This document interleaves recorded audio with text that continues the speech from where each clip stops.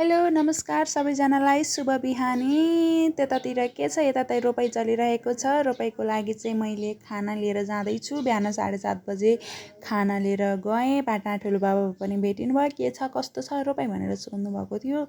अब रोपाइ चलिरहेको छ। हिजो जति हो सबै बासी रह्यो भनेर गएँ। हिजोको भिडियो मैले कति खिच्न पाइनँ, खिच्नै भइएन। ड्याडीको बिदा भएन, बल्ल बल्ल बिदा भएको बेला छिटो छिटो सकौँ भनेर अनि छिटो छिटो सकौँ भनेर हामीहरू चाहिँ तम्सियौँ। त्यति बेला चाहिँ भिडियो पनि खिच्नै पाइएन। अनि त्यसपछि हिजोको नभए नि आजको रोपेको भयो नि त्यही बासी रोप्नु लगाएको भयो नि भिडियो खिच्छु भनेर तम्सिएँ। त्यसपछि म हिँड्दै आधी बाटोमा पुगेँ। त्यहाँ कता धान रोप्नको लागि चाहिँ छहरो खसालेर बाटो पानी बगाएर लानु भइरहेछ। कता हो थाहा भएन। अनि त्यसपछि पानी बगाएपछि बाटो पनि चिप्लो, अनि मैले चप्पल पनि चिप्लो लगाएकी थिएँ कि त्यतिखेर अब लडाइ नि ठिकै छ, भिडियो बनाउँदै हिँड्छु भनेर हिँडेँ तर लड्नलाई लडिनँ। त्यसपछि म यहाँ कता रहेछ भनेर खोज्नलाई तर मैले भेटिनँ। अनि त्यसपछि मैले भिडियो बन्द गरेर हिँडेँ। अब चप्पल चिप्लो लाग्छ त फेरि लोटियो नि त लोटिहाल्यो। त्यसपछि तल आधी बाटो टग्नी कम बाटोमा पुगिसकेपछि दो बाटोमा आएँ। दो बाटोमा अहिले त ढलनै ढलन छ। ढलनपछि आनन्दले जानुपर्छ। उता बाइकमा जाम सरर भने पनि आनन्दले पुगिन्छ खेतसम्मै। अनि यहाँ अर्को मेलामा पनि बासी थियो, बासी रोप्न लाग्नुभयो रहेछ। त्यहाँ पनि हाम्रो मेलामा पनि बासी नै हो रोप्ने। बासी रोप्नलाई दिनभरि लाउने। जसको मेलामा पनि छिटो छिटो छिटो छिटो बनाइदिने, ट्र्याक्टरले बनाउने हो के अरे। अनि सबैको छिटो छिटो छिटो बनाउने। अनि रोप्ने मान्छे त ट्र्याक्टर उचाल्न रहन जाँदा जाँदा रोप्ने मान्छेको त मेलो रहेको हुन्छ। त्यसपछि त्यता हिँड्दै म बाटोमा पुगिसकेँ। लगभग खेतमा पुग्न लागिसकेँ। अब कुन बाटो जाउँ, म यताको बाटो जाउँ कि उताको बाटो जाउँ भन्ने पर्थ्यो। त्यसपछि कोही लामो बाटो गइरहेको छ भनेर चाहिँ म छोटो बाटोतिर लागेँ। अब छोटो बाटोतिर लाग्यो भने त छिटो पनि पुगिने भयो। अनि त्यही भएर अलिकति सर्टकट मात्र हो, धेरै त छैन, त्यही नै अलिकति 10 सेकेन्डको सर्टकट भए पनि गएँ। त्यसपछि म खेतमै पुगिसकेँ। यताको खेतहरू रोपिसक्नु भयो। हाम्रो मात्र होइन अरूको नि हो रोपिसक्नु भयो। अनि म चाहिँ खेतमा आइपुगेँ। यो चाहिँ हाम्रो ठुलो मूल घर भयो। मूल पनि छ यसमा, कत्रो ठुलो मूल छ यसमा। अनि यसमा खले गरे पनि भयो, तर एक खले गरे पनि हाम्रो बासी रहेको थियो। मम्मीले चाहिँ हाई अरेर उहाँ बिउ काट्न लाउनु भएको, हाई अरेर दुईवटा हात हल्लाउनु भएको छ। अनि म यो गर हिँडेँ। अब तल पनि पुग्नु पऱ्यो, बिउ लिनु पऱ्यो। कति बिउ काट्नु भयो थाहा छैन। मम्मी चाहिँ बिहानै आउनु जानुभयो त बिउ काट्छु भनेर। ब्याड पनि उठाउनु पर्ने थियो। अनि ब्याड उठाएर अनि फेरि त्यति खन्ने गर्न पर्थ्यो कि त्यो ब्याड आधी डको जति त्यो ब्याड खनेर अरेर गर्नुपर्ने थियो। अनि म तल बिउ लिन गएँ। मम्मीले कति गर्नुभयो भने चाहिँ मम्मीले काट्दै हुनुहुन्छ। त्यसपछि अब अर्को रोप तैँले भन्नुभयो। अनि त्यो रोप्नलाई पनि तम्सिन पऱ्यो। तलको अन्तिमको बासी रहेको थियो कि फेरि कता छेउछेउटा जानुपर्ने।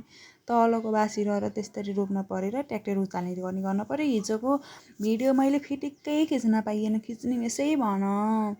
त्यसपछि अब म बिउ लिनलाई गएँ। बिउ पनि लिएर गएँ। मम्मीले चाहिँ गर नहिँड, इत्ला हिँड, त्यहाँ पाइला पर्छ भन्नुभएको थियो। इत्ला हिँड्न पऱ्यो। फेरि पाइला पऱ्यो भने त फेरि नराम्रो देखिहाल्छ। धान काट्दाखेरि कस्तो असिलो हुन्छ पाइला परेपछि त। यो धानको पनि कति काम गऱ्यो यति गाह्रो हुन्छ धान रोप्नलाई। म चाहिँ गएँ अनि धान रोप्नको लागि उता छेउमा अब सानो फोटीमा रोप्छु भनेर लाएँ। अब रोप्न बसेँ। अब भिडियो बनाउनु लगाएको यति काट्न पर्ने थियो, काटिनँ जो अब यत्तिकै बनाइदिएँ भिडियो भनेर। अनि मैले रोप्न लाएँ। म फेरि यति छिटो रोप्छु, यति छिटो हात चल्छ मेरो, कसैले मलाई भेट्टाउन सक्दैन खेत रोप्दाखेरि। यति छिटो हात चलिन्छ, यति गन्दै कतिवटा के अरे कतिवटा गाभा लिए गन्दै रोपे चाहिँ हेरेर रोप्छु। रोप्ने ढङ्ग नबसी यस्तै हो। कति ढिलो म कति छिटो म रोप्छु भनेर ठान्छु। मरि गयो हात चले त मरिजाम। यता बिउ एउटा हातले बिउ दिँदा पनि दिँदैन छिटो, अनि अर्को हातले समाउँदैन। तलै मजाले गाडेरै बस्नुपर्ने कि एकैछिनसम्म। यस्तो रोपेर अनि कसरी हुन्छ, कहिले भ्याउने यो मेलो भन्ने नि थाहा छैन मलाई। लौजा मोबाइल एक ठाउँ फेरि अड्काएँ कि काल्लातिर अड्काएर यसरी खिचेको खिचिदिने मान्छे नबसी त्यही हो। मैले त मम्मीको खिचिदिन्छु। मम्मीले चाहिँ तल गर्न लाउनु मम्मीलाई खिच्न पनि आउँदैन राम्रोसँग, त्यही भएर म चाहिँ आफैले खिचेँ। अब फेरि त भिडियो मात्रै खिचेर बसेर क्या नि, मोबाइलको पनि चार्ज सकिन्छ भनेर म त हत्तारपत्ता निभाउन आएँ। अनि यति रोपेको थिएँ, त्यही हो रोप्न लाग्यो। त्यसपछि मैले गएँ अब त्यस्तै पाराले 1 घन्टा लाएर त्यति सानो फुटिसकेँ। अनि मम्मीलाई तलबाट ल मम्मी आउनु भनेपछि अनि मम्मी बिउ लिएर आउनुभयो। मैले सक्न लासी बोलाउन पर्यो, सकिसकेपछि बोलाएँ एकैछिन बस्न पाउँछु भनेर। अनि इत्ला पनि बसेँ। अब इत्लाई बसेपछि नि अब रोप्न सुरु गर्नु पर्यो। मम्मी आउनुभयो अनि मम्मीले रोप्न लाउनुभयो। अब रोप्न लगाइसकेपछि चाहिँ म पनि अब बस्नु पर्यो भनेर रोप्नलाई बसेँ। अनि त्यसपछि रोप्दै अनि आधी घरमा आइसक्यौँ, आधी रोपिसक्यौँ। यहाँ रोप्नु पनि देखेको छैन है, तर यो चाहिँ पातलो रोप्नुपर्ने धान हो, त्यही भएर चाहिँ पातलो छ। रोप्नु पनि यति छिटो सर्छ नि, खेतालो नबसी। खेतालो भए बाक्लो रोप्नुपर्ने, अनि धान रोप्न बाक्लो रोप्ने पाइन्थ्यो होला। त्यसपछि रोपेर त्यो सकिसकेपछि चाहिँ खाना खाने बेला भयो, बिहानको 11 बजेतिर खाना खायो। अनि खाना खाएपछि रोपिसकेँ। त्यताको मैले भिडियो खिचिनँ, मेसै पाइने भिडियो खिच्ने। त्यसपछि बिहाड मम्मीले उठाइसक्नुभयो। उठाइसकेपछि मम्मीले खन्न लाउनुभयो। मम्मीले खन्ने, मैले रोप्ने आँट्दाखेरि त्यति खनेर नै रोपियो। त्यसपछि मैले चाहिँ मेरो मात्रै हिलो सक्यो। कि अनि चिया खाजा खाने बेला भयो, कति 2 साढे 2 भयो थियो। अनि चिया खाजा खान लाग्यो। अनि चिया खाजा खाएपछि मम्मीले चाहिँ बाँझो खन्छु भन्नु थियो। त्यो हिउँदमा पनि नजोतेको सानो फोटी छ, त्यो फोटीमा चाहिँ फेरि पानी एकदम हुन्छ कि, यो माथिल्लो गराको पानी त्यही फोटीमा खसेर तल जाने हो, त्यसमा धान मजाले हुन्छ भनेर मम्मीले चाहिँ त्यता खन्न लाग्नुभयो। मलाई चाहिँ घाँस काट भन्नु थियो, मान्छे सके छैन। हिजो पनि रोपेको, आज नि रोपेको, रोप्ने ढङ्ग नभए पनि म सक्दै नसकेर एकैछिनसम्म बसेँ। भिडियोमा के बोलेको मलाई थाहा छैन, म्युट गरेर चाहिँ राखेछु।